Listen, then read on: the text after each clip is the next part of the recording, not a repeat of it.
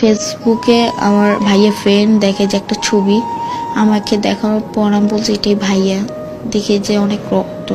তারপর আমার ওইখানেই কান্নাকাটি করতেছি, বললাম যেটা কি হয়েছে আসলে ভাইয়ার। তখন জানি না যে ভাইয়া নাই, আম্মু আমাকে বলে নাই যে তোমার ভাইয়া নাই, কেউ ফোন দিও জানায় নাই। 1টা বাজে আমি বাসায় আসি, বাসায় আসার পর দেখি যে গ্যারেজ খোলা, লাইট জ্বালানো।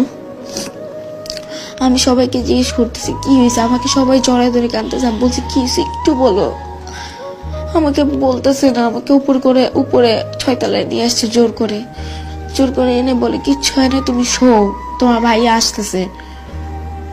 প্রায় 30 মিনিটের মধ্যে শুয়ে আছি, হঠাৎ করে দেখি চিৎকার দিয়ে সবাই কাঁদতেছে। বারান্দায় যাওয়ার পর দেখি যে আম্মু সবাই ধরে আছে কাঁদতেছে। আমি নিচে যেয়ে দেখি কাপড় পরে আছে আমার ভাইটা।